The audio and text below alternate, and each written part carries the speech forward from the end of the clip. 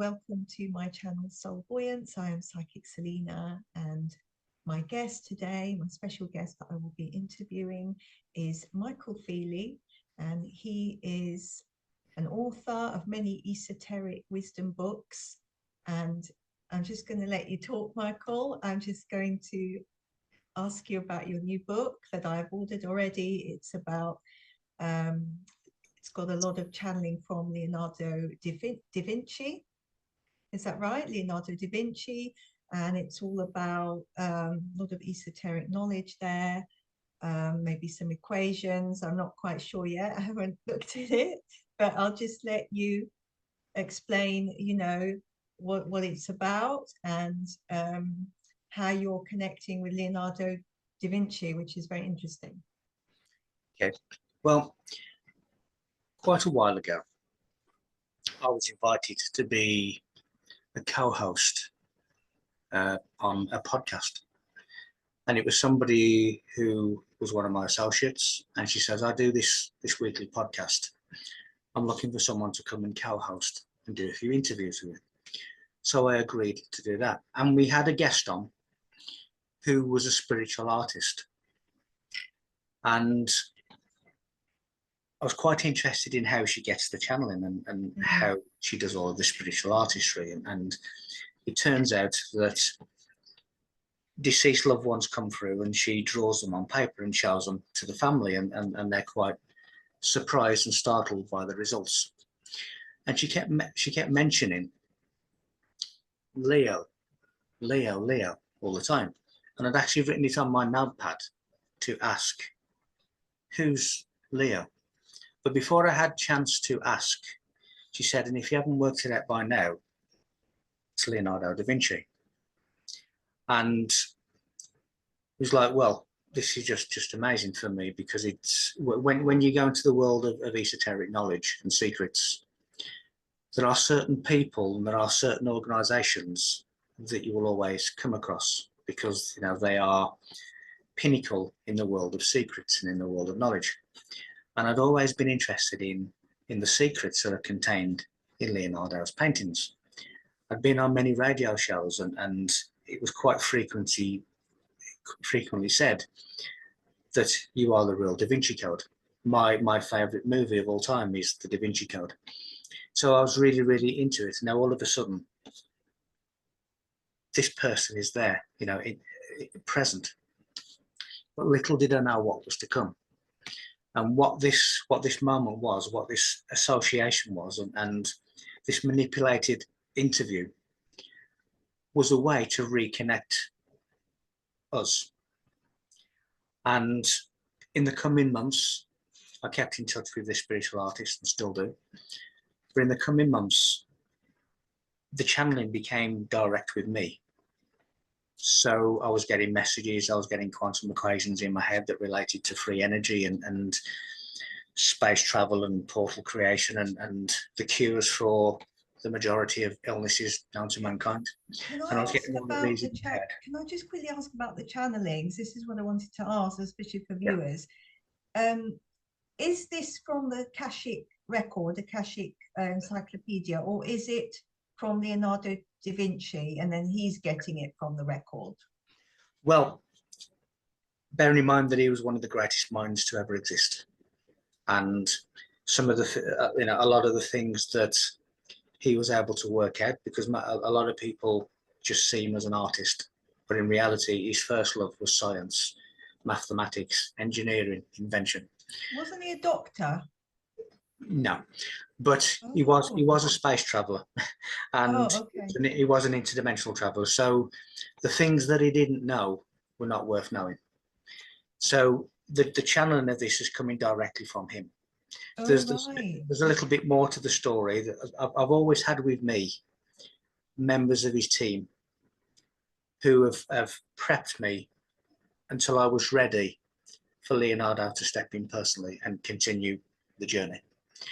Some of those I've identified 3 of them, and 2 of them you will know. One is Nikola Tesla, and the other one is Isaac Newton. The other one is Lucio Pacioli, which is really a monk that used to work with Leonardo and everything else, but I've identified 3 of the soul group, and they were prepping me with others up until the time that Leonardo could step in himself. And this began at that podcast.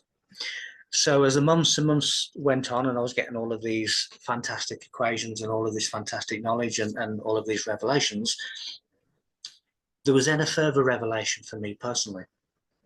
And that further revelation was in medieval times, I was Leonardo's personal scribe. And my identity was Gian Giacomo Capriati, but he was known as Salai, Sal. And that was me. And I spent 25 years with Leonardo as his scribe. But that would make sense with all your knowledge in this life, because you don't even know how you know some of the stuff, do you? Right. It comes through me to work out. So I don't get it necessarily easy, but you've probably known it before, do you see? And then it activates in this life. That's what I'm saying. Yeah. And I'm getting more and more and more memories of those times, and that there will be times when I'm actually transported back to those times, and it is Leonardo that is facilitating that time slip. So I'm going back to medieval times, to the desk that I once wrote on, which was the house of King Francis I in France. And I go back to Egyptian temples and Egyptian pyramids, because we spent a long time in the Great Pyramid together documenting many of its secrets. And I'm having more and more and more memories of that knowledge. So I was his scribe for 25 years. And what has happened is we're now working together again. And I'm continuing the work that he never got to finish. So in other words, we worked together then, and we're now working together now. Now, the beauty and the poetry of this is that a lot of the mysteries and the secrets that he encrypted in his paintings, I was present when he did that. Little did I know that 500 or 600 years in the future, I would be reincarnating to reveal the mysteries of his paintings. So the analogy that I always give is, if you are in the Olympics and you are in the baton race, you are running around the track with the baton and you are handing the baton back to yourself. Because I was there when this stuff was painted, and I am actually the face of many of them. My previous incarnation is the face of all of those pictures behind you. But I was there when all these secrets were encrypted, and I will now be the one to reveal the secrets to the world in the modern day. So there's been a continuity of connection, and it all began because the energy needed to be reconnected so that we could reconvene where we left off last time. Oh, it's amazing. And can you tell us a bit more about these special equations? I know I've shown you an equation that probably isn't, we don't know how accurate it was. It worked though, didn't it? I won't go into details, but it worked. Took me about 18 months. So I do understand completely, because a lot of people, if you try and explain these equations, they don't quite get it. But can you explain about some of the equations, and then you say about these revelations for medical cures? Can you elaborate, if you can, if you're allowed to? I'm allowed to. The cure for cancer is in the movement book. And since the movement book, I've also had the equations that will cure many other diseases as well. Wow. So what happened is, if you imagine you have a picture in your mind, just imagine anything in your mind. With me, it is physics equations, mathematics.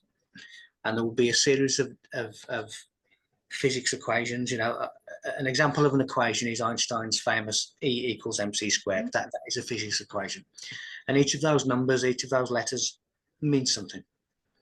And I was getting all of these things in my head, which I was writing down, even to the point that I had to take a notepad to bed, because overnight I was getting downloads, and the moment that I woke up, they came through. They were almost there overnight, waiting, stored, stacked up, ready for when I woke up. So literally just multiple quantum equations of physics. And when I began to decipher them, because to me, I recognize them as being physics equations because I'd seen them many times before. But when I began to look into them and research them and decipher them, because it was left for me to do that, then I realized that actually these are recognized quantum equations. A lot of them were theoretical science, which meant that the world of science realizes that these things are possible, but it doesn't yet know how it is possible. Now, the equations that I was getting were taking it from theoretical science to matter of fact. And it was the likes of how to use Earth as a free energy capacitor, how to create portals, how to locate Earth's original moon, which is not the moon that we see. And I've been managed to be able to do that because the original satellite of Earth is called Lilith. Yeah, can I just say something, because this is fascinating. My real name on my birth certificate is Selina. Yeah, Selina, the moon goddess. My stage name all my life used to be a goth. I won't go into it. I used to be a goth in my youth. I'm over 40 now. I know I don't look it. I'm over 40. And when I was in my 20s, I used to be, I'm a singer. So I used to be very into the rock scene, very goth. And my name was Lily. And my nickname from birth, my parents call me Lily. Yeah. So you've gone, I told you about my inversion thing with the numbers. So what you're explaining, and I was watching another podcast, and I was thinking, gosh, that's interesting, isn't it? The dark moon, and then it's almost like the dark side of the moon and then the light side of the moon. Well, Lilith means of the darkness, and the reason that that's about is that Lilith, the original moon, is now non-luminous, so it is in darkness, you can't see it. But the moon that we see, a number of years ago, I was walking through the forest at night, and I was looking at the moon that we accept as the moon, even though scientists are saying, well, it shouldn't be there. It's an anomaly, it shouldn't be there. But the moon that we see every night that we believe to be the moon, I saw pulsating grids coming from the bottom of the moon, and they were coming towards Earth. And it's like, well, so what is that? And now in the book, The Movement, I've actually put the quantum equations for what I was seeing. And what I was seeing is angular momentum, angular velocity, which is tipping the Earth at 23.5 degrees. Now, a lot of the ancients talk about the time before the moon. So we weren't always tilted at the 23.5 degree axis. Oh, but the really? presence of the presence of what we see as the moon is not a moon. It was made to look like a moon, but it is an observation post. And it was put there to observe what is going on. And there's a story as to why it is tipping us at 23.5 degrees. That is to do with the separation of the Earth's dimensions. But I actually saw the pulsating grids coming from the moon, and when I looked into it, I now have the quantum equations for what I was seeing, and for the physical effect that those pulsating grids had. So I've actually now located the original moon, which is Lilith. So that is not the moon. So that's part of the equations that I had. I say in the movement, there is the equations to cure cancer, which you're not allowed to say because it's against the law, but nevertheless, that's what it is. Since then, I've had equations to cure such things as dementia and different things. And I will put that into the next book. So can I just ask about Lilith again? So it's the dark moon, but was it ever light? Yes.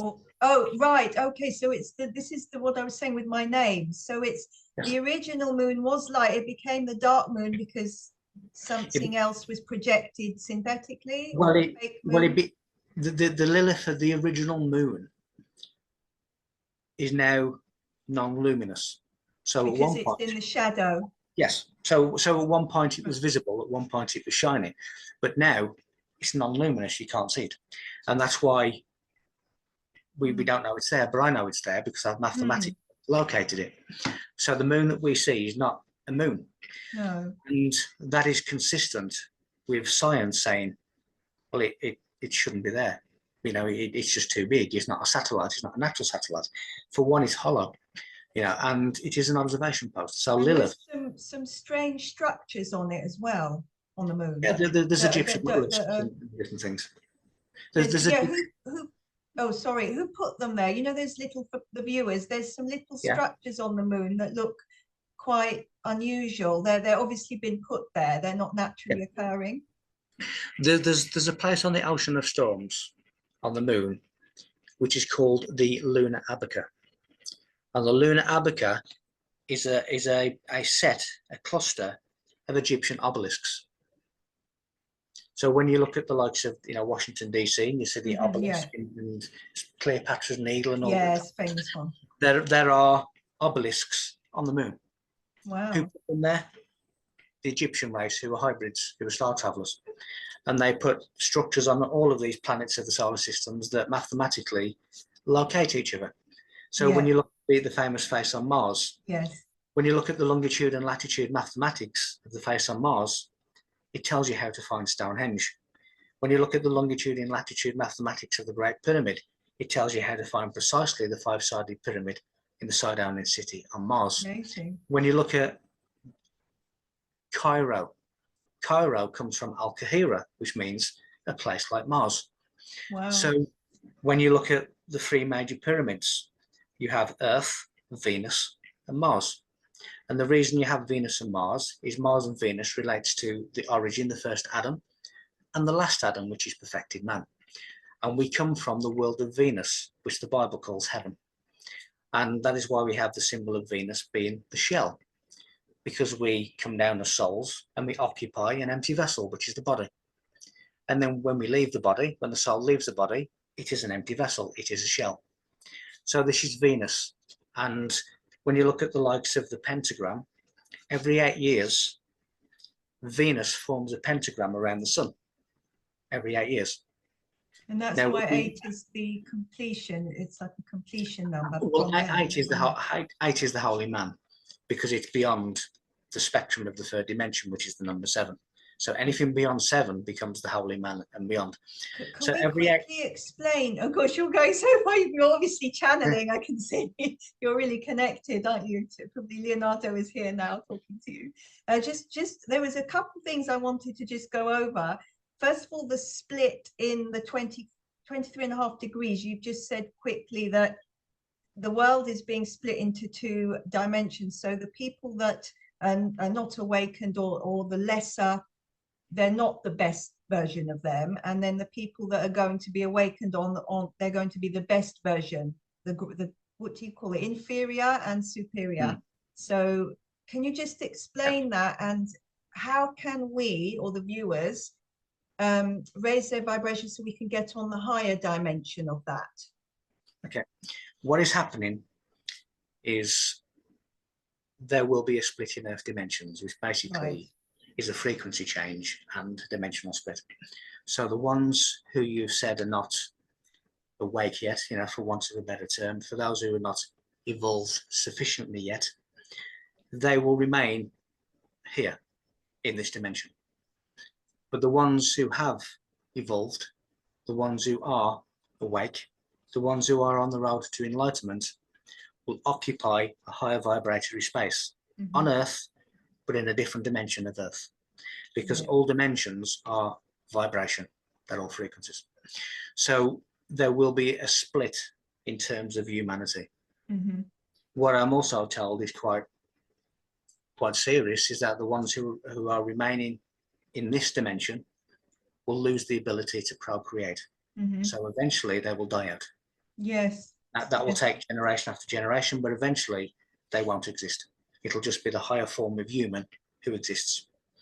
So that is really an eye-opener for people to start taking it seriously and to start working on themselves. Because what is happening, the people who are not getting it are trying to keep down the people who are trying to get it. So it's almost as if we are a balloon, but people are tugging at the string, and they're trying to stop us through the manipulation of society. They are trying to stop people from evolving, and that will not be allowed to continue. So there will be a split in the dimensions of Earth, and that is being caused by this artificial moon that is creating a 23.5 degree tilt of Earth. That's how it will be created.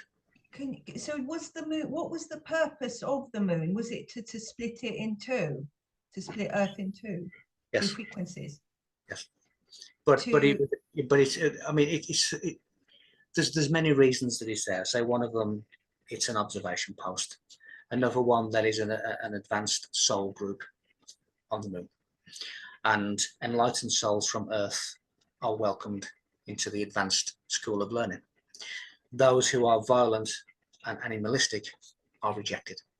And that is where we get the likes of lunatic and different things. Right. So there is an advanced soul pool on the moon that welcomes enlightened souls from Earth.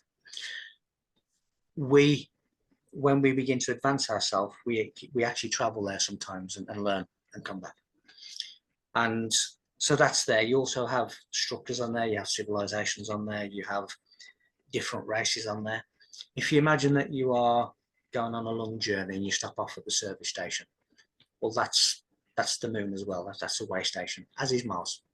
So there's all of these things going on. It is a hollow structure. And whatever you think about NASA, they know that it's a hollow structure. They said that. Whatever you think about the moon landings, when I heard Neil Armstrong say that when we were on the moon, we were warned off. Now, I know that to be true because violent humans are not welcome there. So there's things that are happening in the future, and there's things that are happening with Earth and the axis change and different things because of the presence of this artificial body that was made to look like a planet, to look like a satellite when it isn't. Okay, but is it good? It was created for good reason originally by the Egyptians. The Egyptians didn't create the moon. The Egyptians have been on the moon because they've left obelisks there. You have advanced races that have put it there. Now, when you look at is the splitting of Earth a good thing?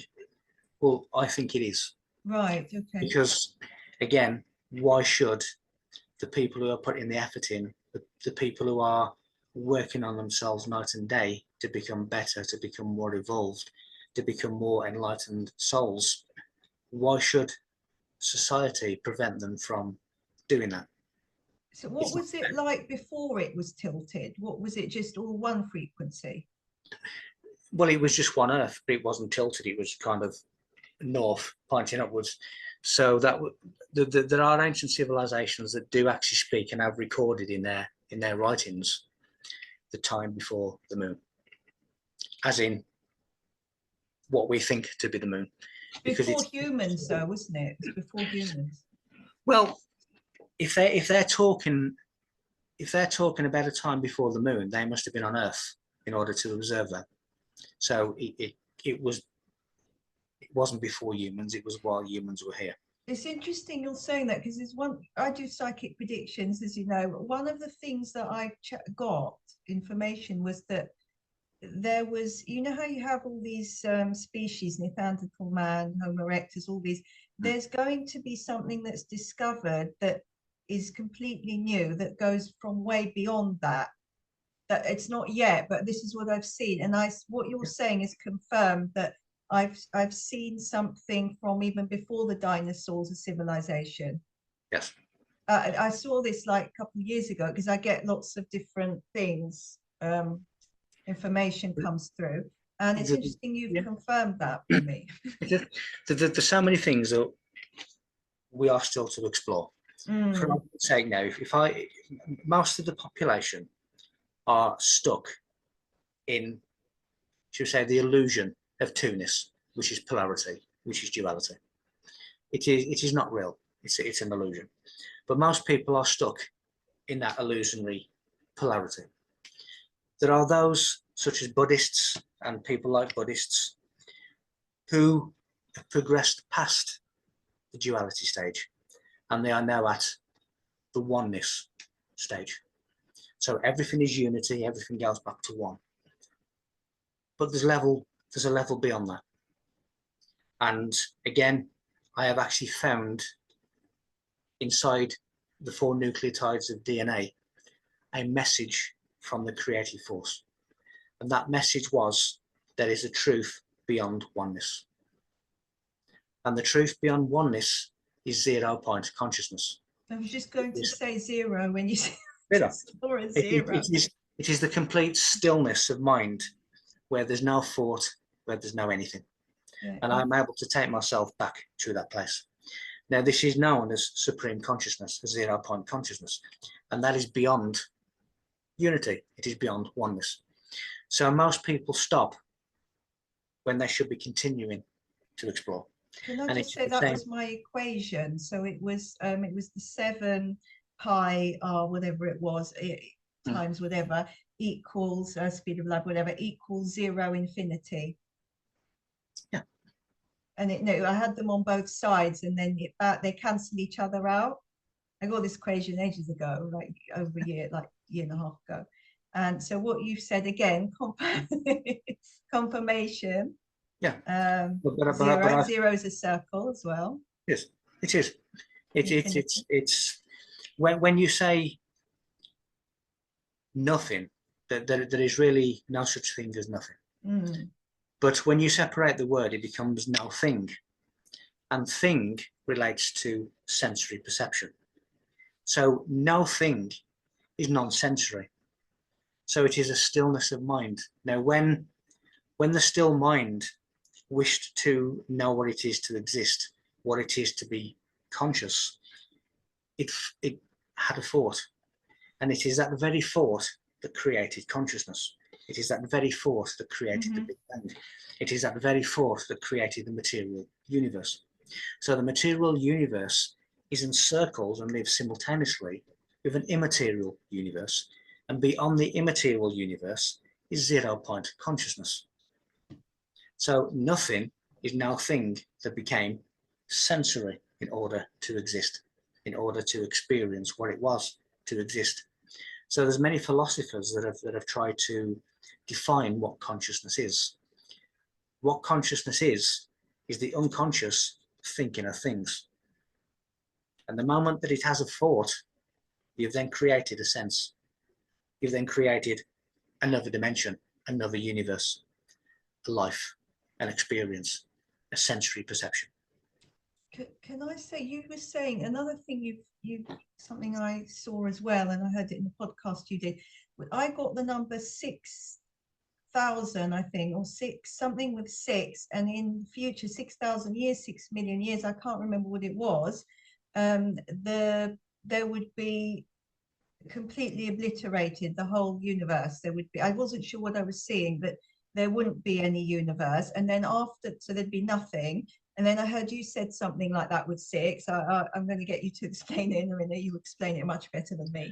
And then, but then I saw what happens next, which is a new world. It's a new world, a new universe. Yeah. What mainstream science is saying, they can kind of give a circa date for it. They say round about 6 billion years or so. It's on the 6th, though, isn't it? I got the 6th. Did I say it in an interview a while ago? So yeah, they said something like 6 or 6.4 billion years ago, but there's certainly 6 in there. They said that this universe, the material universe, will cease to exist.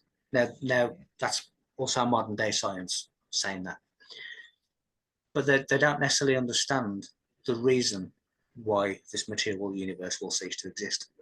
The reason that it will cease to exist is that the mental singularity, the creative mind that existed in the darkness of a dreamless sleep, will wake up.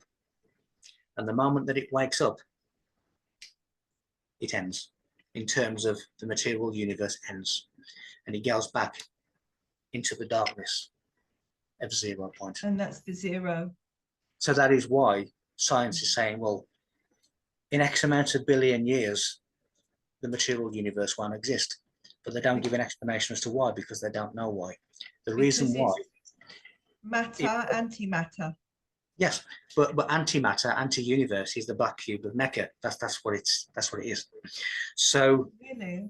it will go back into Yes. the void. It will no longer need to exist, because the mental singularity that is dreaming life will wake up. But then there's a new world later or something. There's a new experience. There is always something beyond. There is always something beyond the horizon. There's always something beyond two-ness. There's always something beyond oneness. So there's always something beyond. There's extra dimensions within DNA. There is always something beyond. And Yeah. it is there's something beyond that we need to explore, because we Mm. always stop when we shouldn't be stopping. We should be continuing. We shouldn't stop at oneness. We should be going beyond oneness. And that is a message that I have found in the nucleotide of DNA, the base pairs of the double helix of DNA. Now, the double helix of DNA, the ladder, is Jacob's ladder, and it is our transition to the world of Venus, heaven. But all this is inside genetics. But do you think the DNA's gone backwards in the last sort of 100 years or something? I think the human race has actually, they've not evolved. They've gone the other way. They've got worse. Yes, because the way in which society has been structured by the negative force that controls it, Yeah. is that every aspect of the living human, in all of its multiple layers and all of its multiple expressions, has been reversed. So the natural state, the natural universal state, is to evolve to your maximum potential. Because when you have evolved to your maximum potential, you become God. In the same way that when the universe has expanded to its maximum potential, it creates God. So that becomes God, you become godlike. Now, that natural tendency is to spread outward and evolve. But if you notice that everything in society shrinks you, makes you feel reduced, makes you feel small, makes you feel insignificant, restricted. So they are reversing the natural evolution. Gosh. Because they understand the game. So in terms of genetics, sound, the foods that we eat, we don't just eat food for energy, we eat food for frequency. And if that food is not food, but it is food-like, and it has a zero frequency, then you are inputting nothing, dead, into your body. And this is having an effect on every level of your being. Your genetics, your genetic signaling, everything is being affected by the conditions that have been created for you to live in. So the fast food, I don't eat fast food, but the heavily processed burgers and fast food contain like quite a low frequency. Yes. Now, if you imagine that if you are all the time, you are putting next to nothing, zero, next to zero, dead frequency in your body, that's what you're going to create inside your body. But it's everywhere, isn't it? So much of it, like synthetic food, like more so in the last 20 years than it's just awful. But there's a reason. There's a reason for that, because it genetically modifies your DNA. Genetically modified foods genetically modify you. And you are putting zero frequency into your body. And the more and more you put zero frequency into your body, the more dead you become. Because when I go out, I don't know if you notice this. When you go out shopping or out and about, you kind of see people look a little bit like zombies. Yes. But more so after 2020 than before. We won't go into too much detail, but do you see the picture of Salvador Mundi? Yes. His eyes are zombified. Wow. Can you bring that to the camera? Can you show the camera just so I can? Oh, you can't get it off the wall. Right on the wall. But if anybody looks at Da Vinci's Salvador Mundi painting, you will see that the eyes are zombified. See if I can Google it. And he's actually expressing the state of humanity. It's amazing how they saw it from then. Well, isn't it? Visionary. Exactly. Yeah. What's it called? Salvador Mundi, which means savior of the world. And if you look at the eyes, they're zombified eyes. They're like dead. They're glazed, and that is basically him saying, "This is the zombified state of humanity." Yeah, this is what I'm seeing when I'm going in the supermarket. I thought, is it just me seeing this? Or the other thing I'm seeing is that, I don't know, you probably know, the decay rate, so the aura It just looks old, and like I'm older, but I don't mean to brag, but I don't look like I'm decaying. When you meet, you're very bright and shiny as well, Michael, but when you sort of go out and it's not everybody, but you can see a lot of people, they kind of, the decay rate, it looks almost like they've got a cloud round them. Yes, because they have.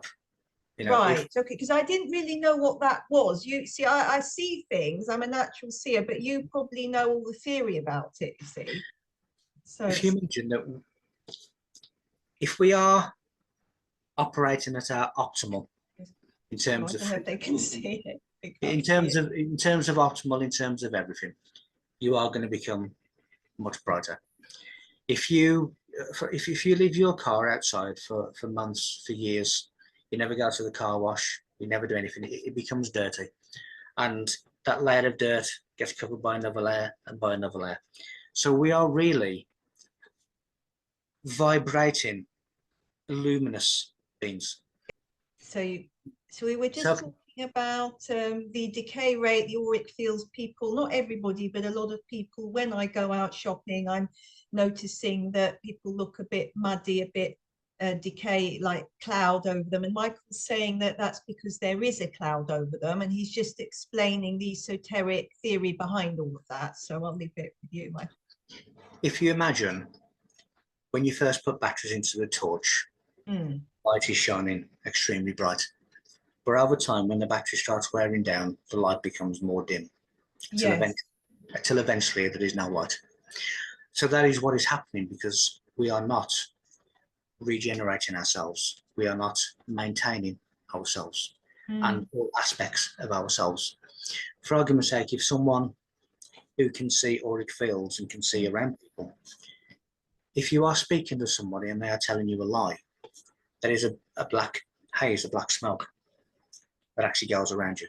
I've seen that before on one person who was not a nice person, because I used to be ballroom dancing. It was a guy in ballroom dancing that in the end had me banned, caused a lot of problems after I'd seen that. Literally, I looked like an ink smoke screen. And see, everything you're saying, I'm thinking, oh, that's what that was. Because when you see things and you have no idea what's going on. I was like in my late 20s then, I didn't really know what it was. And it was like a smoke screen. So what, can you explain that to us? What's that? It's basically a form of deception.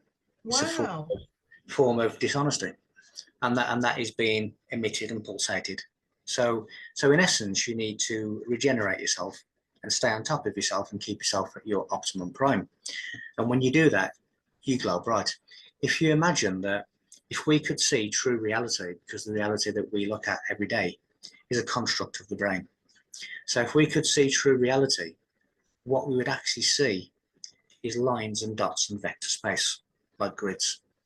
Now, within that grid, if you were to see a person, if you were in the spiritual worlds and you see a person, they look like an egg. Yeah. And the more they are more spiritual, the more optimum, the more evolved, that egg begins to shine brighter and brighter and brighter and brighter.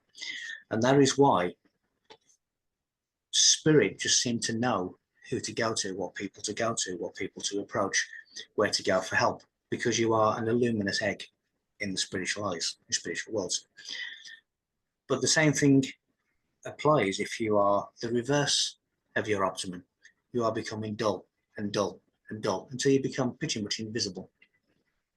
So that's why when there's been channelings and our galactic colleagues have said, shine so bright that we can see you across the universe. That's what they're saying.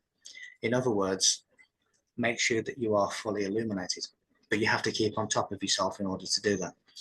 What you are seeing with the broken aura, the miscoloured aura, the gaps in the auras, are a lack of maintenance in terms of the spiritual layers of self. Can I ask what can people do physically? So I myself I call it like a mini stone. Well, it wasn't really mini. It was like a stone circle ancient monument quest. Did other things as well within myself. It wasn't just the stone circles, but how can they use access monuments or stone circles, or what can they do to kind of help reset, realign their energy fields, because that's what stone circles do, don't they? Like magnets, they're like time machine magnets, and they realign all the energy with the ley lines. So can you explain a little bit about that and how people can actually become a shiny egg, so to speak? Well, there's multiple ways, and everybody starts at the right place for them, and everybody will use a different technique to essentially get them to the same place. Some people will use breath techniques. Some people will use meditation. Some people will sit in a circle and chant. Some people will listen to music. Some people like me will just leave it to the higher frequency of the higher knowledge. So everyone will do something different. But as long as you are doing something that is evolving you in some way, then your frequency will rise and you'll become more optimal. If you do as many things as you can in your day that make you happy, and I know everybody lives in the real world and everybody has, you know, adverse lives and different things, but as long as you can do as much as you can to make you happy, to make you laugh, to make you joyful, then your frequency will rise. Because these emotions are higher frequency emotions. Yeah. If you are always depressed, if you are always miserable, then there will be a reflection of that in you. In terms of the monuments and monoliths, they are crystalline consciousness. They are alive in different dimensions, in different timelines. They are not static, they move. They have living light creatures inside them. Really? Can you explain Yes. that? Can you, I didn't know, that's one thing I didn't know. Can you just explain about this again, the living light creatures? There's living entities inside the monuments and the monoliths, Because inside I the did crystalline. 7. I did 7 and I literally inverted my entire life.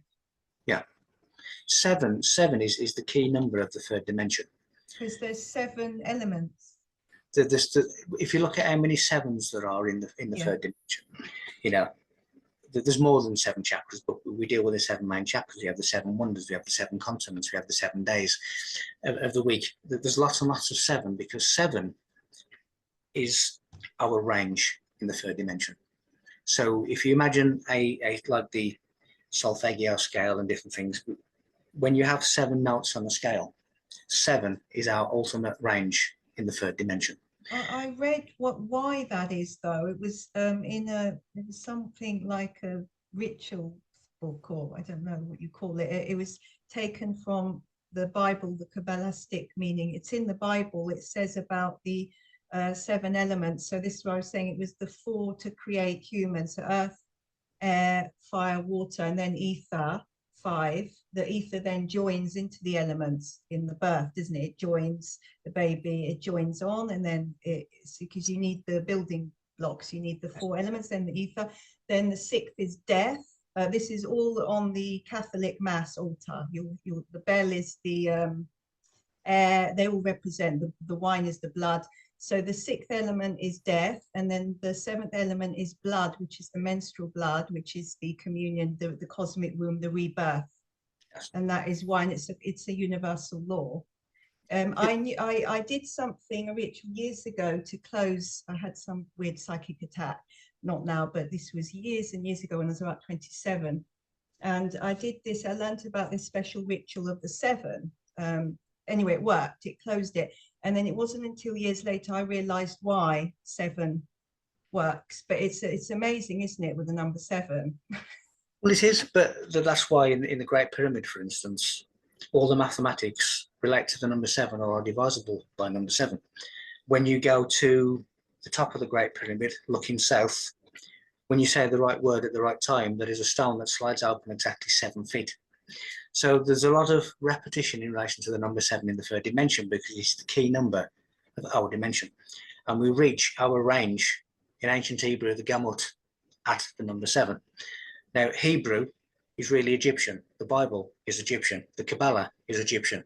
The Greek Aramaic, it's from Egyptian, Aramaic, then Hebrew. Hebrew, Aramaic, but it's from the Egyptian. Yeah, well, Hebrew is what is known as the sacred and secret sacerdotal jargon of the high priests of Egypt, and that became the language we call Hebrew. So if you understand Hebrew, if you understand the Kabbalah, you're kind of on track to be understanding the Gnostic knowledge of Egypt, because it is a continuation. And the Bible is along the same continuum line. So you have Egypt, Kabbalah, Hebrew, the Bible. So Christianity and the Bible has its origins on the Giza Plateau in Egypt. Yes. So number 7 is our range. Now, if you are the number 8, then you are the holy man, because you are outside of the range of the third dimension, and so on and so on. So we have all of these things that we need to understand in order to reach, in order to get to, in order to surpass. And the light beings again, just go through the light, because this is fascinating me. So when I went on, I was just going to say, you know how you said everyone, like they have some sort of ascension with meditation and music, and you do like thoughts, equations. And I was thinking, I was thinking a joke to myself, thinking I had to go the long way around, didn't I, and travel around and do all the stone and do all the monuments. Well, yeah. And so in these monuments, so when I go along, when I went along to, for example, St. Paul's Cathedral, which was extremely powerful, I actually levitated out of my body 9 days after that. I did my 7 walking around under the dome. You can really feel it's very magnetic there. So these light beings, where are they and how do they help us? How do they work?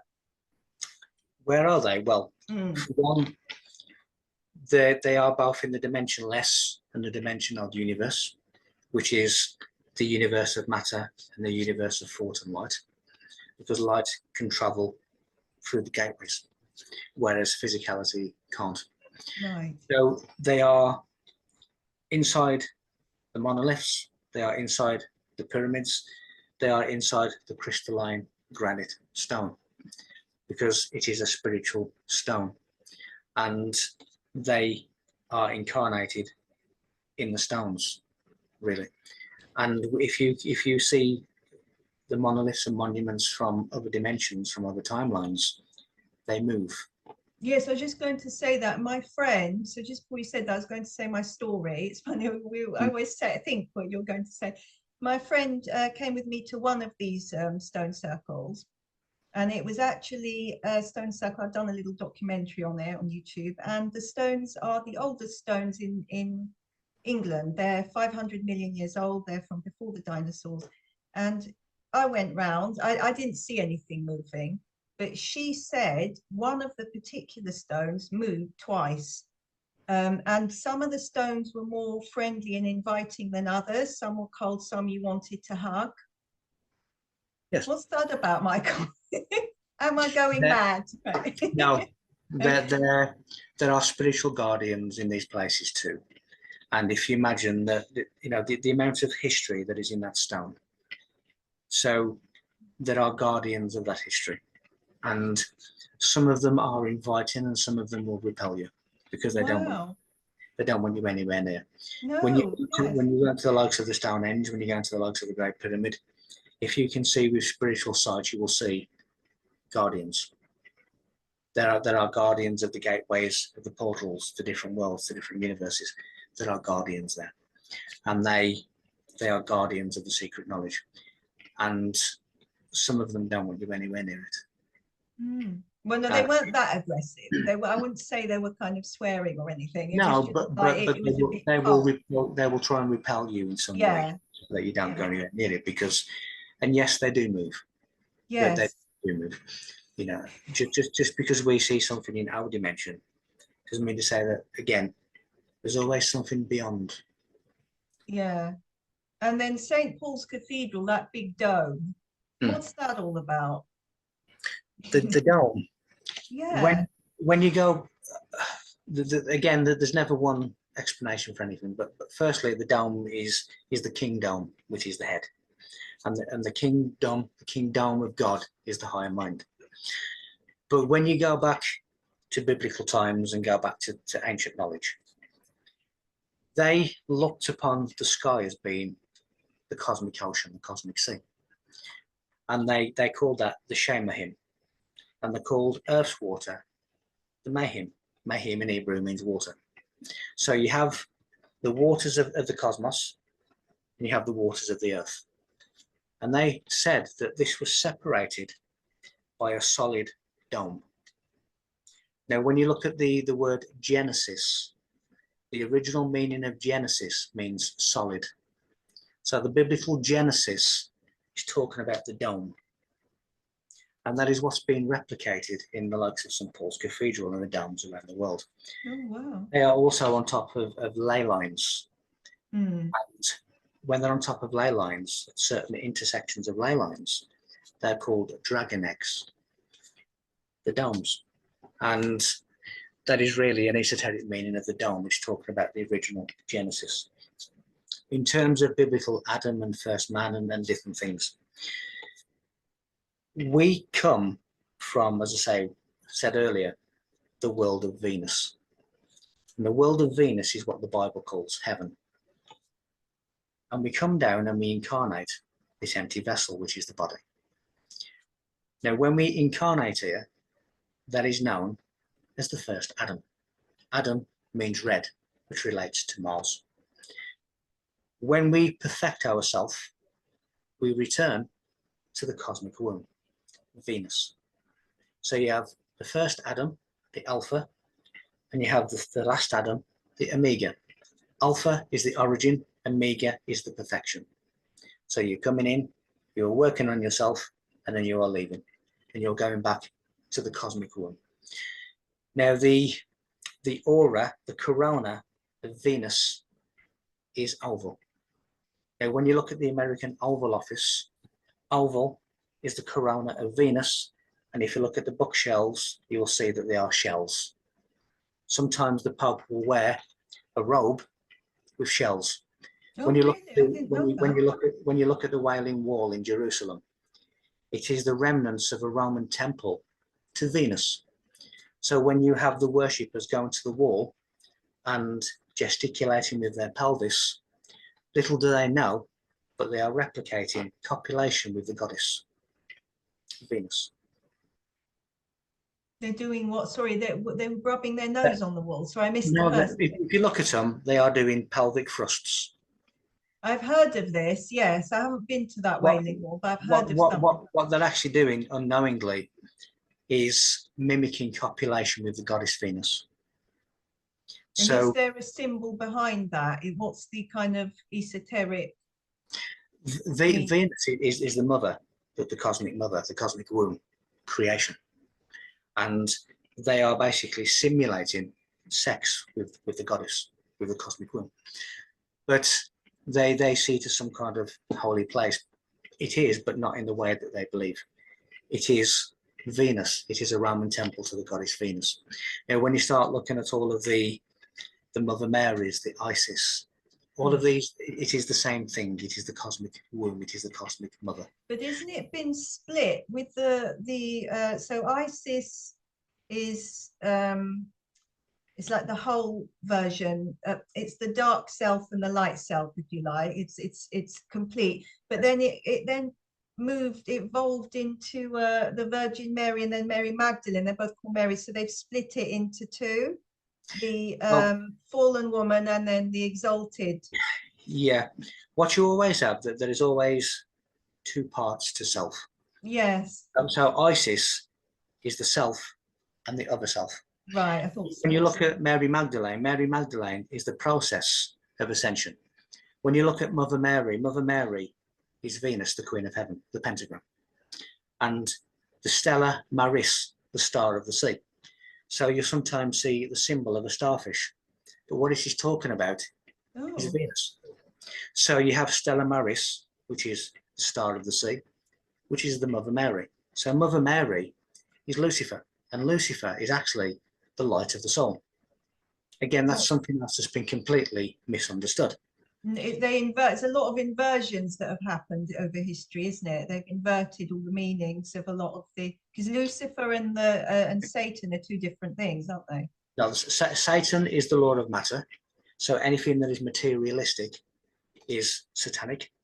From and Saturn. anything, well, Saturn is again. It's one of these alignments that nobody really tells you what is an alignment. Satan is the lord of matter. Saturn is the limitation of matter. But Okay. that is where the connection ends. Right.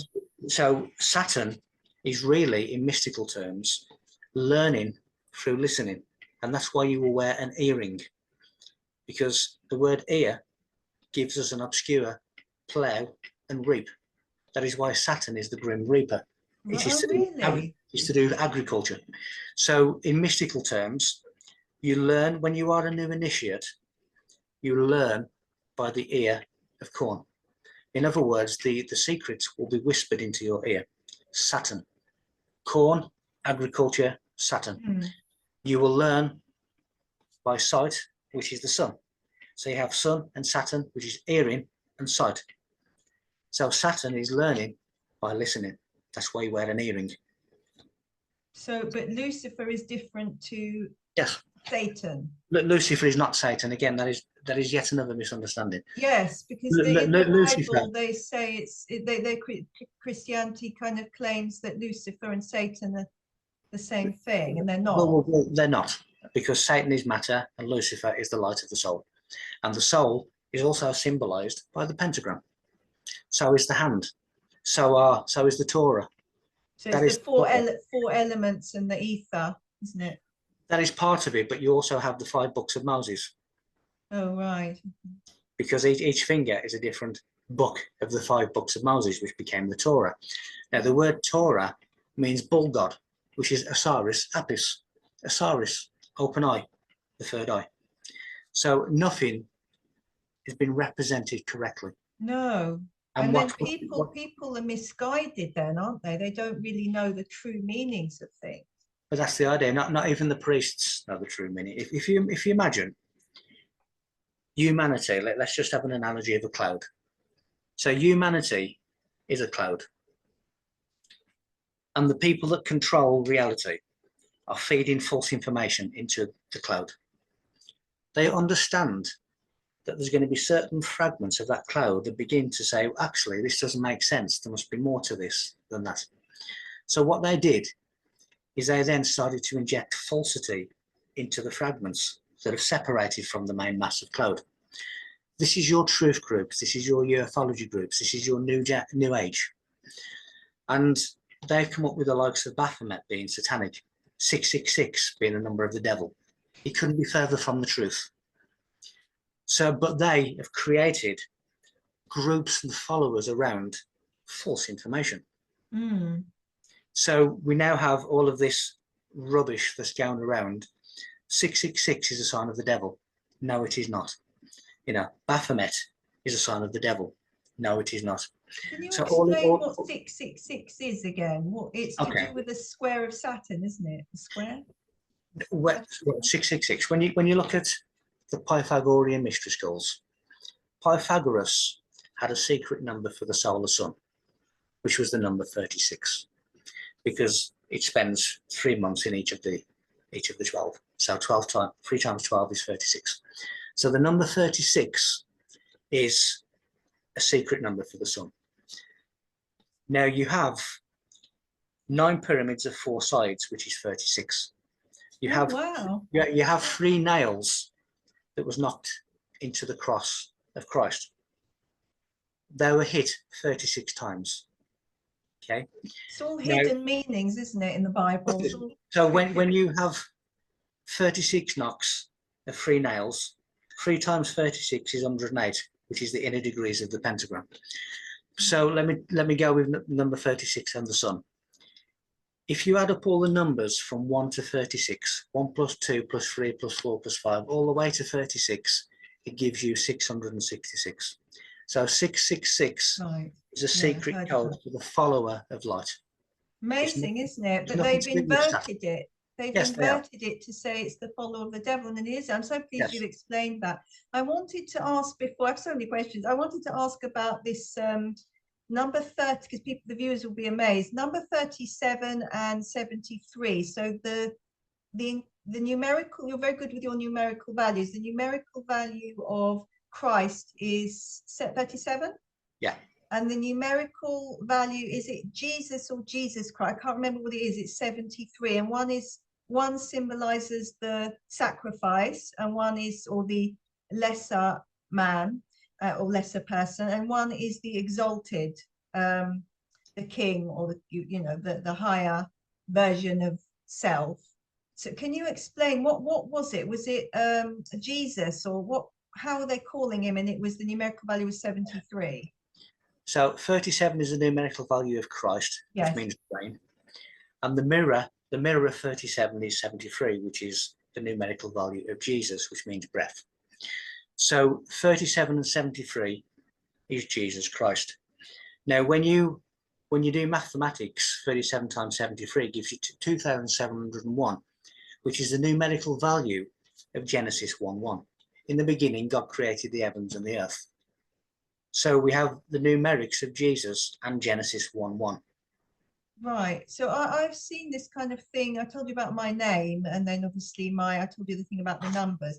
Yeah. Am I somebody that a lot of people have this, what I'm seeing, or with the numbers, or More and more people rare, are or well, a lot of people see them, but they don't necessarily make a conscious recognition right? as a message. The ones who do and start noticing that every time I look at a clock, it's like 1:1 or 2:22 or whatever. Because it's getting their attention where some people don't. But there's a lot of numerics. See, the book of Numbers in the Bible, Numbers is really telling us that this is a way to understand the divine, because mathematics is the language of the universe. So when you begin to understand mathematics, you begin to understand the higher language. Now, my name, Michael Feeley, Michael is 33 and Feeley is 31, which equals 64. Now, 64 is the polished stone. 64 is the polished ashlar. In other words, the awakened. That's why the Beatles had a song, When I'm 64.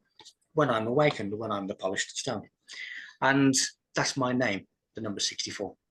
Wow, that's amazing. So you were able to know that, you were able to find that out. So many people may have these cryptic clues in their life, but they're not awakened enough to really understand. They'll just believe what the system or whoever's told them there is, but it's not the real meaning, like the 666. They will never know, they're not really grasping the real meanings of things.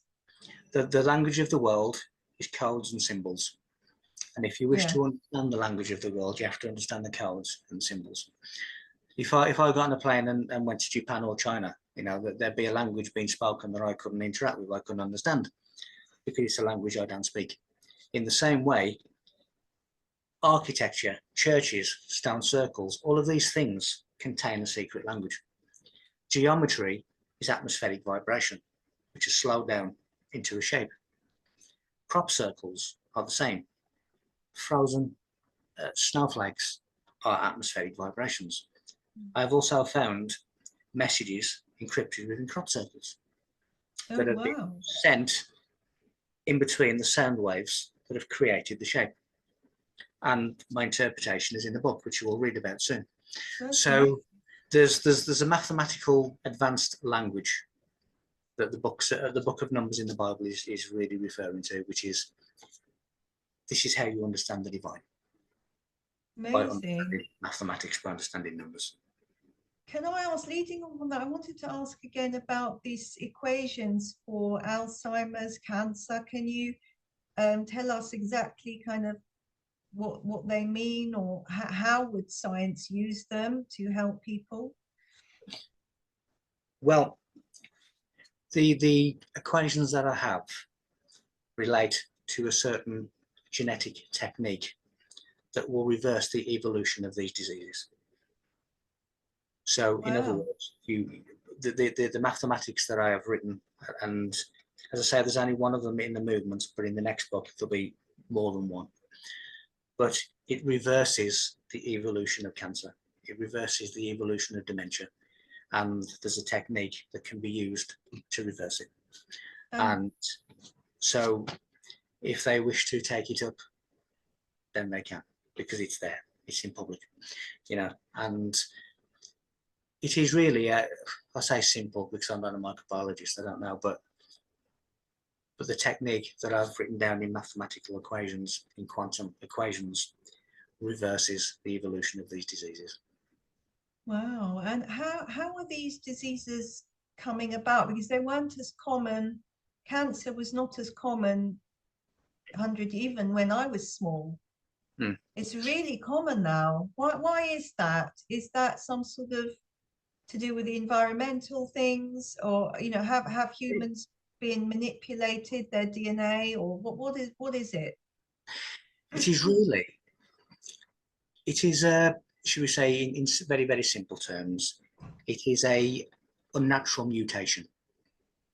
Yes, And that's what I thought. these mutations are happening because of an unnatural environment. So because our environment is so unnatural, we're using powders that are laden with chemicals. Even baby powders are now found Yeah. to having these toxic chemicals in them.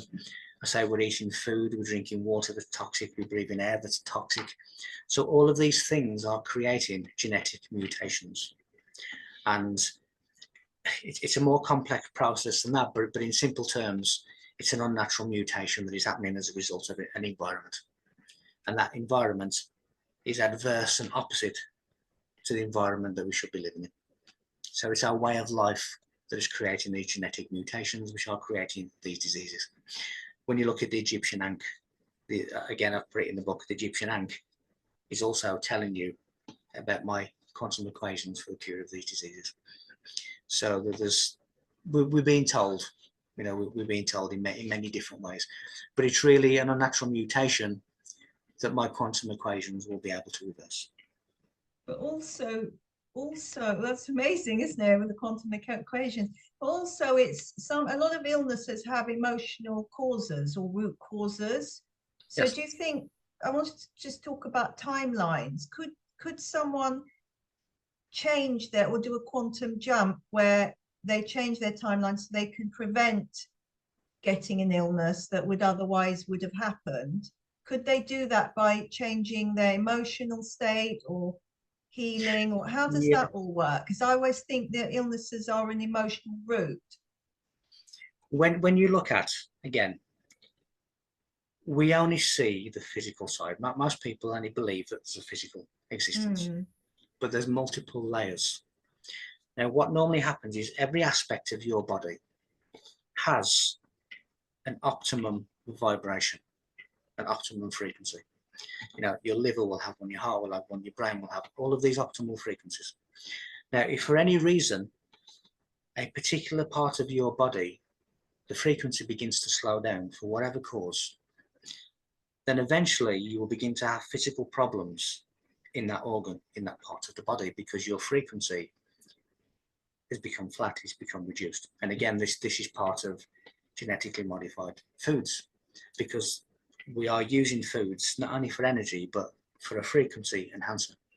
So by eating these genetically modified foods, we are reducing the frequency of our body. So we are going well below optimum range. So for argument's sake now, if my liver begins to slow down its vibration, eventually that will come through all the spiritual layers until it becomes a physical problem. And it becomes a physical problem because it hasn't been addressed at the physical spiritual stage.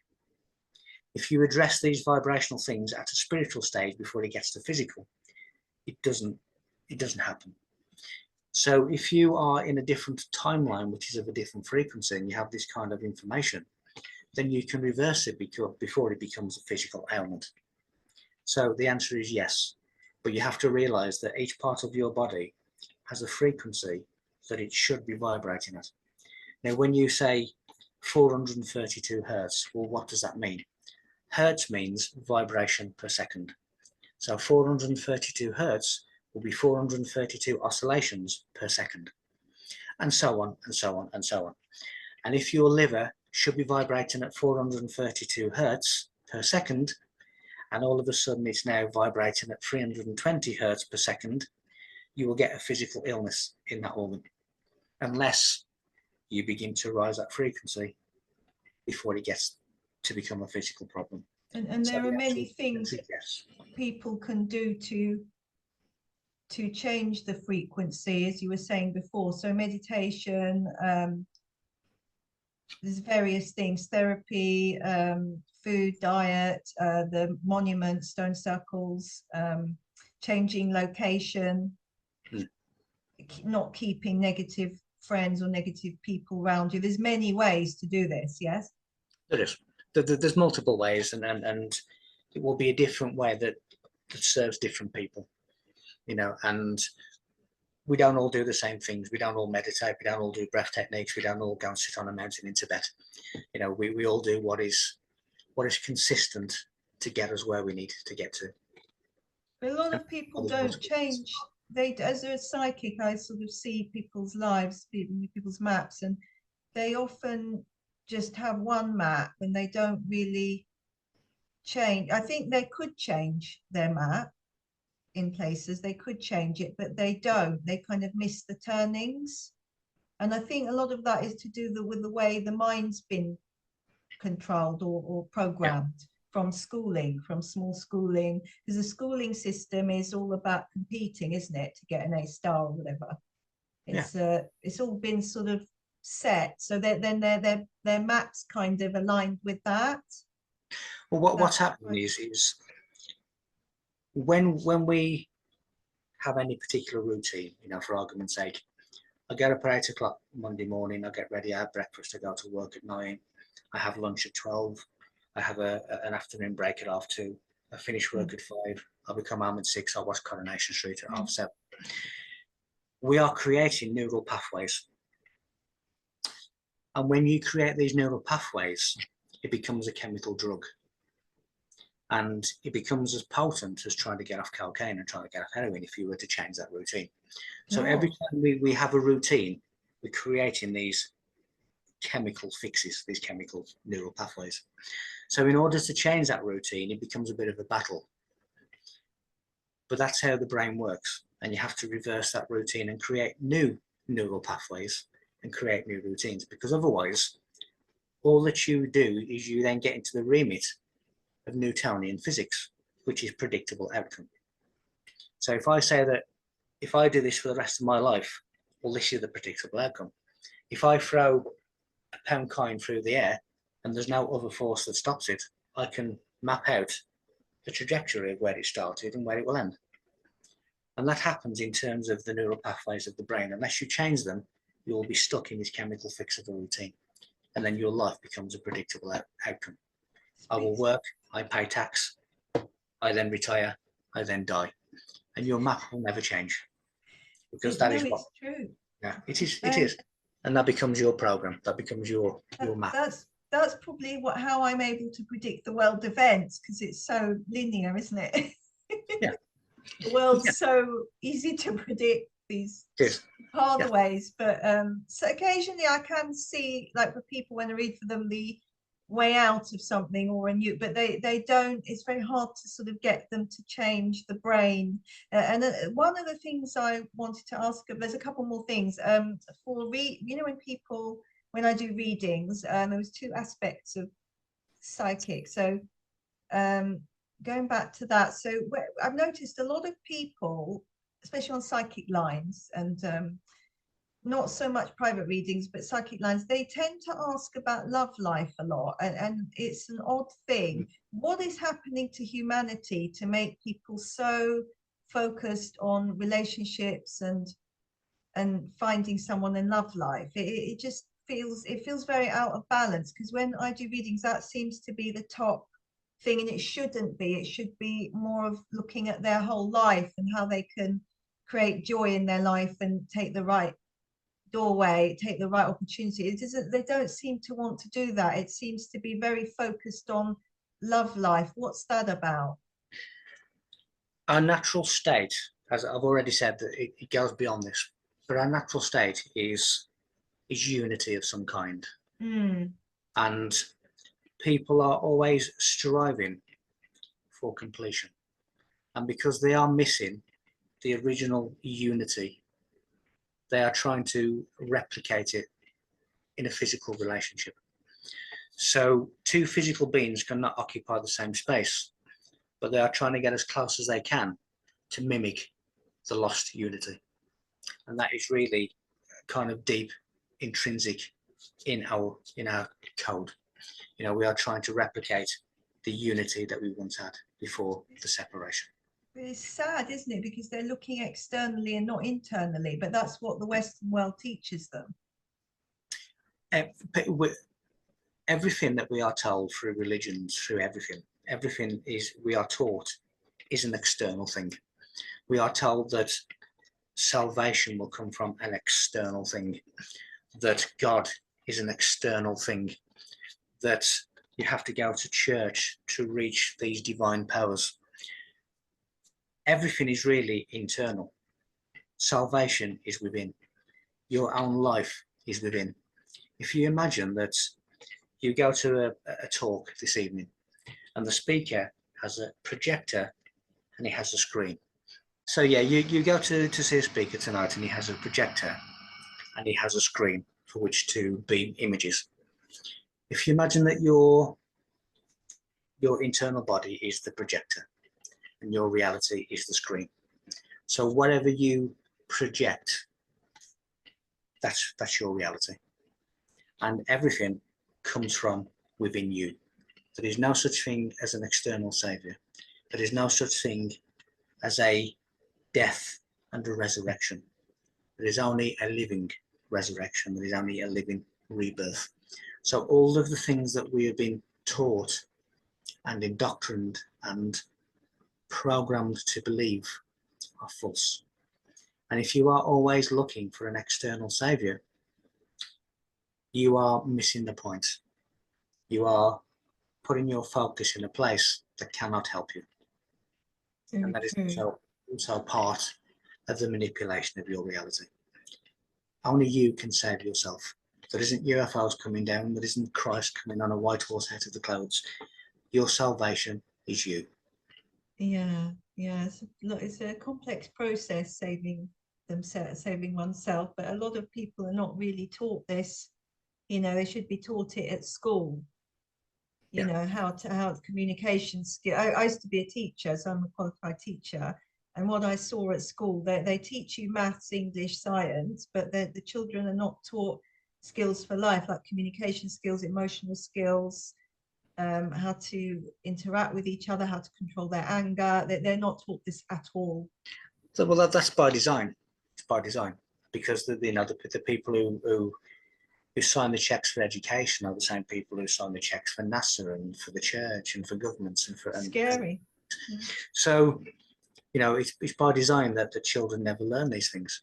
You know, my experience of mathematics at school was the teacher would go and get drunk at lunchtime, come back to school and fall asleep in the class. I think I had something similar with the subject. Yeah. So if you can imagine that teenagers in the classroom, the teacher's asleep, you're really not going to get a maths book out and start reading maths. You know, you'll be doing other things, paper airplanes and something else. So that really was my introduction to mathematics, really. But children are not taught anything. They're not anything that they should need. And more to the point, parents are not taught how to be parents. Nobody is taught what they should be being taught. They're not taught about themselves. They're not taught about what they are. They're not taught about their potential. They're not taught about the universe. They're not taught about nature. They're not taught about the oceans. We just have this concocted story that has been accepted as some kind of historical fact when there's no evidence for it because it never happened. But we are told to believe it. Same with evolution. I'm not sure evolution is what they say, because I think some species, they say dinosaurs existed at the same time as because they were humans. They've got cave paintings. They existed. Some of the species existed at the same time as other species. So I'm not sure about the evolution. Some of that's been distorted, I think. It has. Right? Yeah, when we look at Darwinism, there's so many gaps that, you know, it would sink another Titanic. There's just too many gaps in the story. So when you look at 97% of the matter and the mass of a human body is stardust. When you look at genetic coding of human beings, it has been proven by Russian scientists to have come from somewhere else other than Earth. So we are not from here. In any shape or form, we are not from Earth. But we are here as part of a plan, as part of an experience, as part of a learning, as part of allowing the universal mind to experience what it is to live. And if we were told this, if we were told that physical death is just a gateway to another place, then we wouldn't fear death. You know, when you look at the ancient philosophy, this is death. Incarnation is called the great ordeal. When you die physically, you've been reborn, you are alive. So they have the actual opposite understanding of death. This is death, the afterlife is life. Have any sort of guides told you exactly? Because I don't know exactly what happens after you die. I know a little bit, but can you sort of enlighten us on what happens, where you go exactly, and what's the sort of process? Again, you'll read about it in the book with mathematical proof. However, in a nutshell, when your soul leaves your body, and I've actually seen portals opening where family members have come through and taken the souls of their loved one. But when your soul leaves your body, it goes along. The best explanation would be a river of electrical current. So if you imagine now you jump in a river and it's water, and you flow with the stream, the soul goes on a river, but it is an electrical current, like a grid. And it gets pushed along this electrical current, and it sees, if you imagine you are looking at a vineyard, and you see lots and lots of trees, and you see bunches of grapes. This is what they see, but instead of grapes, they will see clusters of particles of light. Those are soul groups. And you will go down this stream of electrical current until you reach your soul group. You will then disembark from the current and you rejoin your soul group. Now, bearing in mind that the Bible says that God says to Adam, from dust you came, to dust you shall return. But in ancient Hebrew, the word dust means particle of light. So from particle of light you came, to particle of light you shall return. This is your soul group. That's what happens. And again, in the book, I put mathematical proof for this process. And when you look at the Giza Plateau, it is upon an 8 by 8 grid. 8 times 8 is 64. There's that number again. The 64 keys of Enoch, the electrical grid. And that transports the soul to its rightful soul group. That's what happens. And then what do they do after that? Do they have like their own world, like it's a frequency?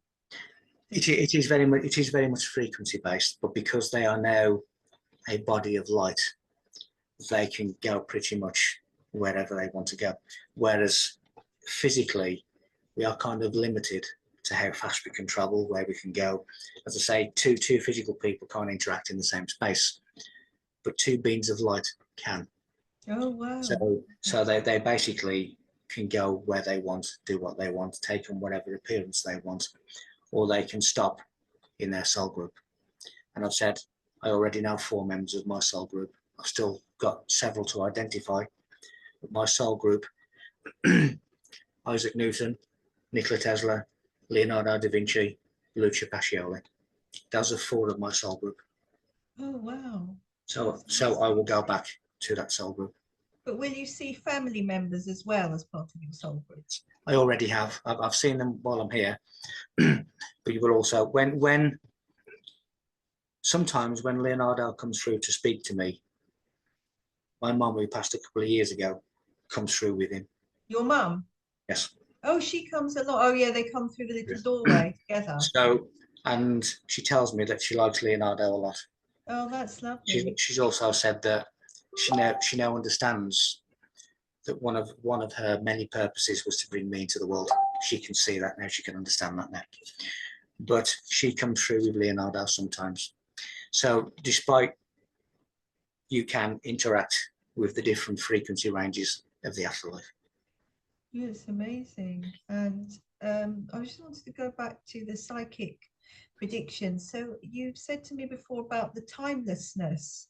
So how a psychic works and is how I'm able to see the future and hear things that are going to be said and dates and etc. Then it comes in. So how is that? How does that work in the scientific or the mathematical way? There's something you said. It's like everything is a cycle, and so when I'm tuning in, I'm stepping out of that cycle. Is that right? And I'm What observing out of time. No, what do timelessness. you have in the universe is full of cyclic repetition. So beyond the future is the past. Beyond the past is the future. So there is never really a now, because if you say something, by the time you've said it, it's gone. You say something in my past, and I hear it in your future. So there's a past and a future in a cyclic repetition. Time is really change. So wherever there is change, there is time. Even when you are asleep, there is changes happening inside the brain. So that's why we have time while we're asleep. So anything that has a change has a time. Anything that is changeless, like the 0 point, is timeless. And it's difficult to understand timelessness from a place of time because it's beyond our understanding. But depending upon where you are, depending upon where you travel to, depends upon time. Some places have no time, some places have different time. If I speak to a friend in America now, he's 8 hours behind me. So I'm actually going back in time to speak to him. He's coming forward in time to speak to me. So it's like a time distortion. The time distortion, again, by scientific experiments in what's called time dilation. If you're standing on Earth, your time is different to somebody flying a fighter jet. Only minuscule, but there's a time difference because the speed of change is different there than it is here. Mm-hmm. Change is time. So when you are looking at a timeless place, you are stepping out of this cycle of repetition, because that cycle of repetition is a time. Fascinating, isn't it? Because a lot of people say they have dreams and then it comes in and they don't really know how it's happening or what's going on. And that's why. Well, dreams are an alternative reality. You know, dreams are a place that you will go. It's the same as that we are talking together now, but this is part of the dream of the universal mind. It is a sensory dream. It is the dream of life. And the afterlife is a non-sensory dream. So if you look at it as a nesting dream, a dream within a dream, within a dream, within a dream, within a dream. And we are also going into different aspects of the dream. Now, again, in the book, and I'm really not plugging it, but in the book, I mention inside our brain, we have what is called the hippocampal. Now, the hippocampal is what creates the pictures that we dream. The hippocampal is a black hole. Now, when you take that as a micro and you take it to a macro, it becomes the black hole of the universe. So the black hole of the universe is the hippocampal of the universal mind, the dream-making facility. That is what a black hole is. But we are dreaming reality. And when you understand that reality is really a dream, that existence is really a dream, then you can actually begin to control it. And that is why we're told dreams really do come true. That's why we have in the children's nursery rhyme, you know, row, row, row your boat gently down the stream. Merrily, merrily, merrily, merrily, life is but a dream. Oh, right. Yeah. It is the mental singularity, the universal mind, that is dreaming what it is to live. But has a dream been slightly manipulated by certain people? Well, it has, because a lot of people are seeing the same reality and accepting it as being truth. But it is a dream. It is an aspect of a dream. And going back to why science says that in 6.4 billion years there won't be a physical universe, that's because the universal mind will no longer be dreaming. And when it no longer dreams, that is the end of physicality as we know it. Right, very deep stuff. Very It is. deep stuff there. But again, you know, if you realize that when you know what's happening, when you know the game, you can best position yourself to play that game. Hmm. What fascinated me for this interview was the trance-like state thing, the picture you showed me, and I just looked it on my phone, and it's really scary that a lot of people have this. What causes that? Do you know what causes this trance-like state? Because they're put in it, you know, they're programmed and manipulated to be in this trance.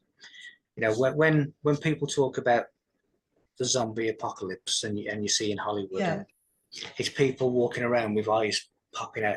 The zombie apocalypse is what we're already in. Yeah, no, I thought so. Yeah. Every time I go into town, all I see, and I'm literally dodging all the way through town, all I'm seeing is people doing this. Yes, Just, there's a lot of that, isn't there? It's they're amazing they looking at the don't phone. fall over. Well, they're not looking where they're going. They're walking out into the world. They're walking into people. They're just not looking where they're going. That is the zombie apocalypse. That is what was predicted in medieval times. So we are in that trans-like zombified state of not knowing anything. And we have been programmed into that. And it is for ourselves to get us out of that. And the AI thing as well, because it thinks for them now, doesn't it? Well, their brain has been transported into their phone. And that becomes their brain. Because without their phone, they're lost. The younger generation. When I was young, mobile phones, the internet didn't even exist when I was 18. They're just coming out. But it's the young. I use my phone mainly for business, but the younger generation, they are completely transfixed. I'll just tell you something. I went to the hairdressers a couple of weeks ago, and the girl, she was younger, maybe in her early 20s. She did my hair. We're talking about socializing in the area. And she said to me, and I was a bit shocked what she was saying about her socializing, which she says, young people, we don't really go out and socialize. It's all done online. And she told me the website, and it's a place where you go and you go into like a chat room, and it's all people that, like, hers is books. So they all meet up in this thing with books. And I said, can't you just go like to a book club? Can't you go somewhere extra? No, it's all I like it on my computer, and there's no social skills. They haven't left the room, you know. Because their reality has now become a virtual reality. Yes. You know, when I was a kid, we had no mobiles, we had no central heating, we had 3 channels on TV, we had no computers, and I used to go out and knock on the doors of all my friends, and we used to play in the street all day. But now, kids, they're just on the phones, they're just on the computers, they're speaking to each other on chat rooms. You know, families are going to restaurants, courting couples are going to restaurants, and they're not even looking at each other. They're just looking on their phones. Yes, I've noticed that one. It's become virtual reality. So it's easy to control. You know, you're creating a virtual hive mind because everybody is transfixed in the same virtual reality. And that's because we've been programmed to do that. You know, and it doesn't take much for the individuals to snap out of it, but they have no awareness that they're even in it. So, you know, when people sit in silence, silence is not the absence of noise. Silence is the presence of awareness. Noise is the lack of the presence of awareness, and that is why the world is so noisy, because there is no awareness. And unless you have an awareness, you will not get yourself out of it. But only they can do that. And do you see that getting worse with the AI thing in the next sort of 30, 50 years? What does Leonardo think? Well, Leonardo speaks about separation of dimensions, and he's basically said that's what's going to happen. And Dolores Cannon, ironically, says the same thing from the spirit world as well. But is it going to get worse? It's going to seemingly get worse because we're getting further from it. And because we are becoming more and more distant from the zombified state, it's becoming more and more highlighted and more obvious to the people who are stepping away from it. So it is seemingly going to get worse, yes. AI could be used for good things, but it depends on who is beyond it. What the universe has is what's called the law of evolution, which states that any simpler forms will be replaced by more complex forms. Makes sense. Humanity is a simpler form. And I generally do see AI as being a replacement of a simpler form with a more complex form, a computerized human. And I It's a think that is transhuman, transhuman. part robot, part human. Yeah, but that is really an advancement on the current state of humanity. So that is taking a simpler life form and turn it into a more complex life form. And I do think AI is part of the law of evolution, where humanity in its current state will die out, will be replaced. But is it going to be replaced by good things or not very good things? Well, it'll be replaced by, Leonardo has said, the thinkers will rise. That is how he termed it. The thinkers will rise. Oh, well, that's good news, right? The thinkers will be in this new vibration. Now, when you have those who are stuck in this vibration, after several generations, they'll be gone. They'll die out. They won't exist. So what you'll have then are the higher forms, the higher consciousness, the higher mind of humanity. It's interesting because they won't be able to think for themselves, because a lot of jobs will go because of the computers will take over a lot of the jobs. Yes. People will have to start thinking for themselves, doing their own businesses, possibly even growing their own food. It will just be, they'll have to start thinking for themselves, and those that can't, they'll just deplete. They won't be, I don't even think there's going to be a lot of jobs in the next 100 years. It will be very computer. It's already started happening, where it's taking, a lot of people are made redundant because it's computers have taken over they don't need human to do it. No, they don't. So, the human is becoming inconsequential, really, to the overall scheme. It's becoming second class, isn't it? It's like the robot is, the AI and robot is yes. here, the human, and we don't really need a human because the AI is clever. It's exactly scary. Unless you are one of the thinkers who understands and who has the ability to adapt, or to rise above it or adapt. That's yes. Right. If you have that ability, natural selection, you survive. Yeah.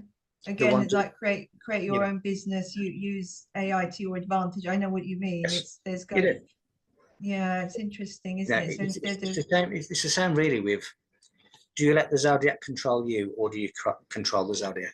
Do you let AI control you, or do you control AI? The thinkers will rise. The thinkers will adapt. The thinkers will move into a higher vibration, and they will be the new human, the future of humanity. It's amazing, and the ones who are not getting it, go. They're not good. Just wanted to ask final question now. Otherwise, it's going to go for infinity. Too many questions. No, it's okay. There's quite a lot of stories and things. But the final question was about symbols. And I noticed on one of your podcasts, it was one you did recently with about Leonardo. I keep thinking it's Leonardo DiCaprio, but it's not. It's Leonardo. Sorry, Leonardo Da Vinci. Titanic. Leonardo Da Vinci. You saw all these symbols. You had this board with symbols. Where did you get those symbols from? Are they universal ones that people can find online, or because I'm starting to see symbols, and I want to do an app with my own symbols, like a little app where people can actually kind of, see what's going on in their life with these, by choosing a symbol or being drawn to a symbol. But they're my own symbols that I'm seeing. Okay. So can you tell us a bit about your symbols? Yeah, let me just show you. Yes, I just wanted to show the viewers because it was fascinating. Yeah. Are these your own symbols that you got, or they're generic? They're the ones on the internet, or they're combination? No, that's extraterrestrial language. You've got this yourself.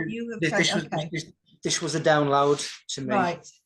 So obviously the quantum equations you can look up and you can find but this was an extraterrestrial language. It's not just this. There's other ones as well.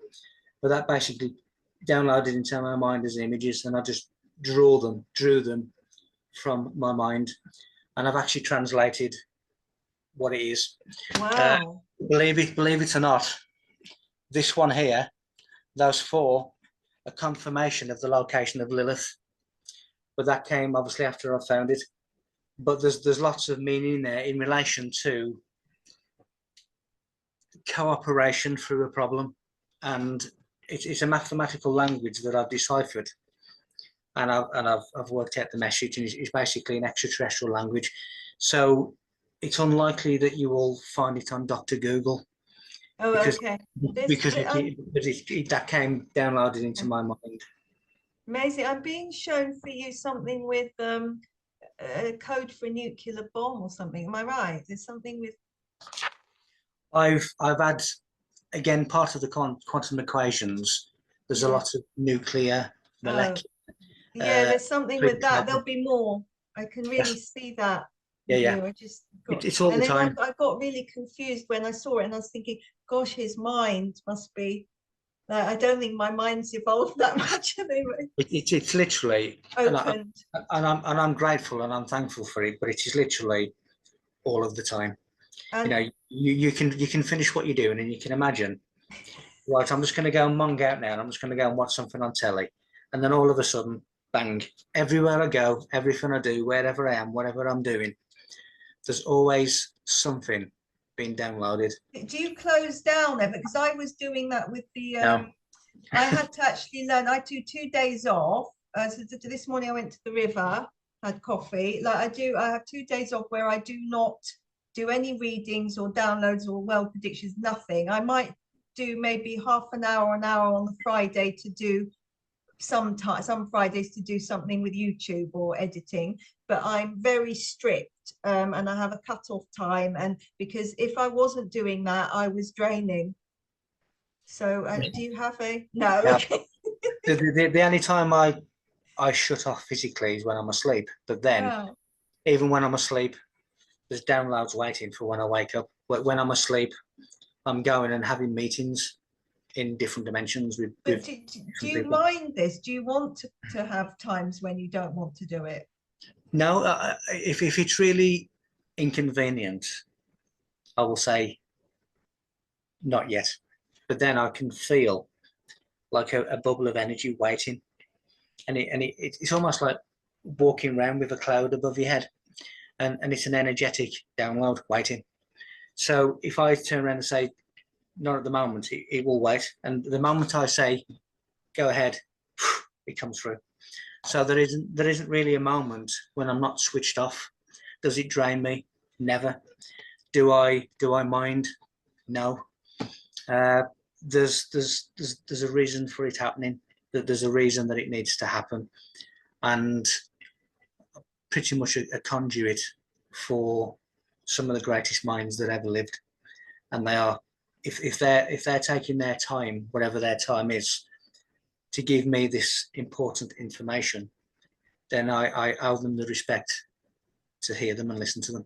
Maybe it's a period of your life where you're going to have a lot of information to write books. You're going to have to. I don't think it's forever. It will be. You'll have it forever, but it won't always be so intense. But I think it's very intense at the moment to get the information out. When you get the movement next week, see how thick and heavy it is. I've had to shorten it because it was too big. Now, if you imagine that since then, I could fill the same book again with the information that's come since.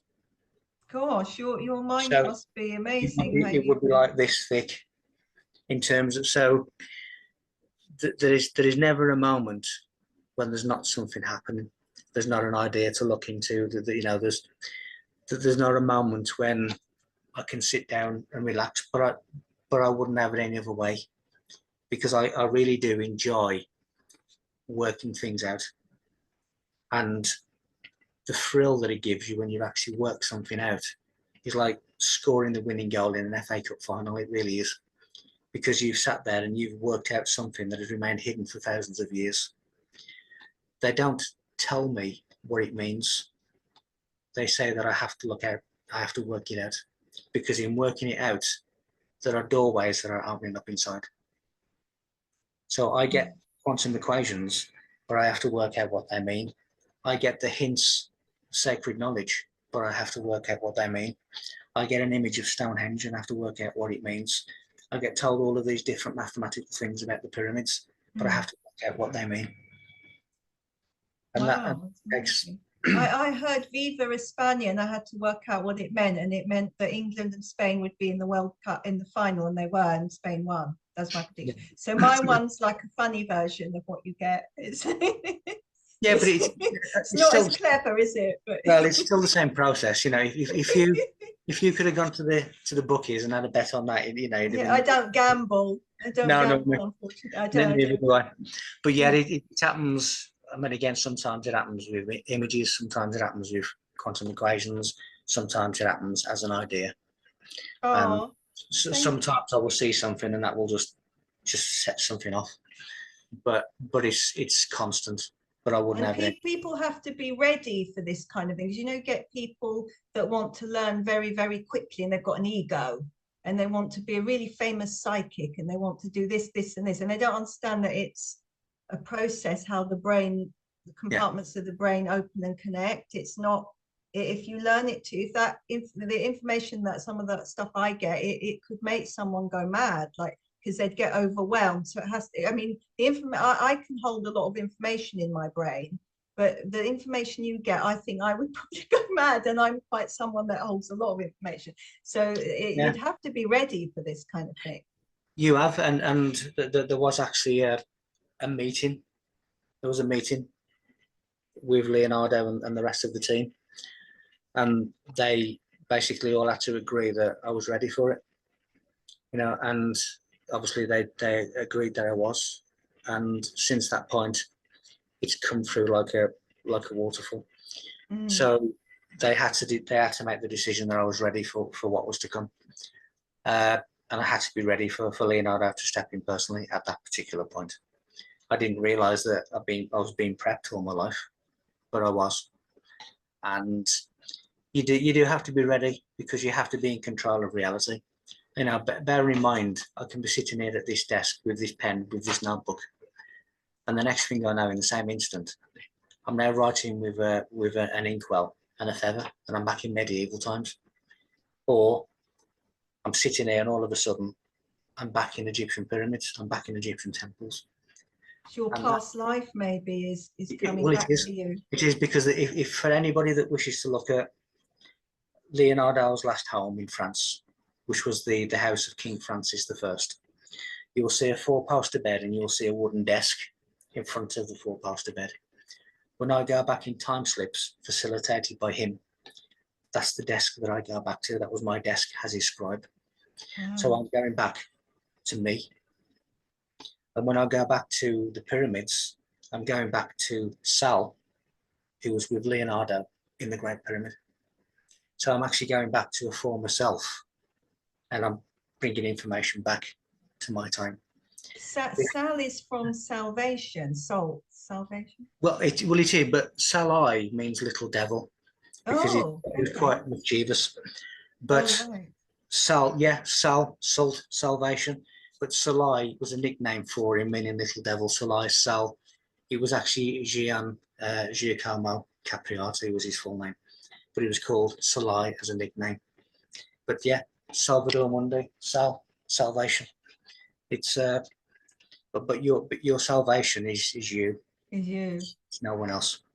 No, that's absolutely true. You have to make the choices. You have to be proactive to make the choices to make change. Don't wait for others to do it for you. No, you don't. And again, you know, Yeah. you can either let things happen to you, or you can happen to things. And it is for you to save yourself. It is for you to have that awareness. It is for you to do whatever you need to do to be wherever you need to be, and not just believe what we've been told for thousands of years. Because those who are still believing what we were told thousands of years can never evolve. They're in animation, they're stuck. And these are the people of religion. They have not evolved in thousands of years because they believe in the same stories, and they are stories. Metaphors. And that they are metaphors, that they're, that they were created into stories so the priests could try and understand what was being said. But they haven't understood what's been said, and what they've done is the stories have now become historical fact. But there's no basis, there's no evidence. All I know is I think there'll be a new pope this August. I might be wrong, but I think there's a new pope coming, and then I see him as the next pope will be the last pope. There'll be something that happens. Yeah. Are you seeing that? Something that happens, it will change the denomination. So it won't be just one person. It will be like the Greek Orthodox Church, it will become. Yeah, I think when you look at the Vatican, it is one of the most evil forces the world has ever seen. And it's absolutely bit dodgy in some of the areas. Yeah. At its root, it is the most evil organization there is. And the likes of Thomas More, who became the patron saint of politicians. Thomas More executed people for daring to read the Bible in their own language. Yes, I've heard of that. For reading the Bible in English, they were executed by Thomas More. Now, he was made a saint in the Vatican, and he became the saint of politicians. So when you have such bloodshed, such evil, such genocide, such murder, how can you ever see that as a holy organization for the love of God? That just don't compute. There'll be some more scandals with the new pope. I'm not sure what happens to the current pope, but I do see something in August, and then I think the new pope will be Louis of the Philippines. I saw a vision of him. I didn't know he existed. I just heard the name Louis, and I saw this man. And then when I was looking online at the candidates, I thought, oh, that's what I saw. That's who I saw, and his name was Louis. So it could be him. And I see a lot of scandals coming with that, and then that will lead to the downfall. It has to come crashing down. Yeah, I see riots, fire. Yeah, I see awful things, like people protesting. It's the fall of Babylon, which is really the fall of the lower self.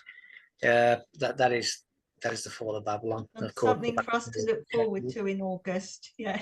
Oh yeah, it has to come down. It has to come down because it is an evil institution that has rented and programmed the minds through their own fault of billions of people across the world, and it is evil.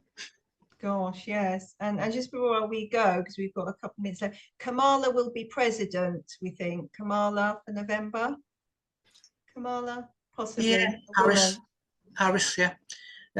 She's now becoming the forerunner because Biden is pulled out of the race. So Kamala, so she's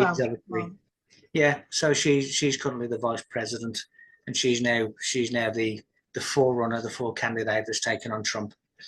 So we'll see. Timelines can change, things can change. But women, it's good for women though, because there's never been. That's what I'm saying. There's never been a woman. I predicted the next president would be a woman a couple of years ago. Well, you say. I mean, there's a lot of people from ethnic minorities that were saying we can't wait to have a black president, and yet a black president did nothing for black people. So it doesn't mean to say that a woman's going to do things for women. We don't know. Okay. It is always the government that gets in. But they get told what to do, don't they? A lot of these presidents, so they're sort of like puppets, and they're advised what to do. Okay. Well, it was just a prediction that is interesting. Most people can only see the puppets. Yes. The seers can see the strings. Yeah. Well, I haven't done the predictions on the strings yet. I don't know how far I'll get with doing them without being shot. No, I'm joking. An invisible hand that's controlling the beauty show. That can be a spiritual hand, though, like an entity, otherworldly being or something. They can have influence. It is, but also you have the hands of the minions who are working for them as well. But nevertheless, it's an unseen hand that are pulling the strings. And as I say, most people see the puppets, but those who can see the strings. Goodness. Well, we're cutting out now. Thank you. So I want to say thank you. Thank you so much, Michael, for a brilliant interview podcast. And yes, Michael's book, the links are under this video. They'll be under this video if you want to purchase his book, visit his website. He's Michael Feeley, and all the links are there for you. Thank you so much. Thank you, Michael. Thank you. It's an absolute pleasure. You take care. Take care. Bye for now. Bye. Bye. Thank you.